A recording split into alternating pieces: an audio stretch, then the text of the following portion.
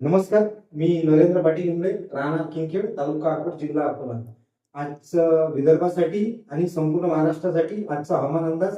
आजची दिनांक आहे 7 सप्टेंबर 2025. आजपासून बऱ्याच भागात दुपारनंतर सूर्यदर्शन आणि ढगाळ वातावरण असेल.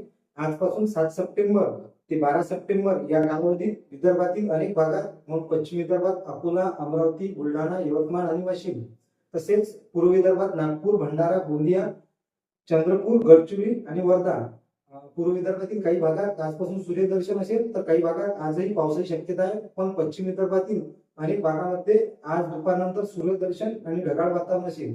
आजपासून पुढील 5 दिवस म्हणजे 7 सप्टेंबर ते 12 सप्टेंबर या कालावधीत अनेक भागात सूर्यदर्शन आणि ढगाळ वातावरण असेल. शेतकऱ्यांना कामे करण्यासाठी उघाड मिळेल. पण सोबतच दुपारनंतर स्थानिक स्वरूपाचा पाऊस सुद्धा 1-2 भागात पडू शकतो. त्यानंतर महाराष्ट्रातील अनेक भागात, मग मराठवाड्याच्या अनेक जिल्ह्यात, पश्चिम महाराष्ट्रातील जिल्हे असतील, तसेच उत्तर महाराष्ट्रातील काही जिल्हे आणि सोबतच दक्षिण महाराष्ट्रातील काही जिल्हे या भागात सुद्धा 7 सप्टेंबर नंतर 8 सप्टेंबर ते 12 सप्टेंबर या कालावधीत अनेक भागात सूर्यदर्शन आणि ढगाळ वातावरण असेल. आणि या कालावधीत उष्णता सुद्धा वाढलेली असेल. आणि परत 12 सप्टेंबर नंतर 13 सप्टेंबर किंवा 12 सप्टेंबर या कालावधीत बंगालच्या उपसागरात, म्हणजे इथं कमी कमी दाबाचं प्रेशर एक तयार होईल, म्हणजे कमी दाबाचं क्षेत्र एक तयार होईल. ते मग आंध्र प्रदेश म्हणजे भुवनेश्वरच्या मार्गे असं महाराष्ट्रावर येऊ शकते. आणि त्यामुळे येणार आहे.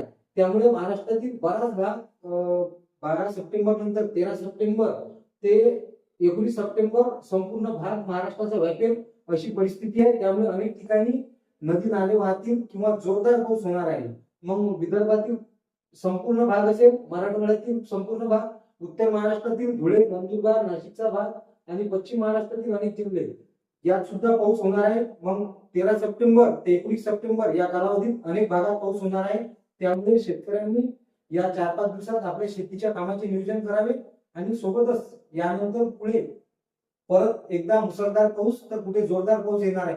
त्यामुळे आपल्या शेतीच्या कामाचं नियोजन करा आणि हा अंदाज प्रत्येक शेतकऱ्यांपर्यंत पोहोचवा. धन्यवाद.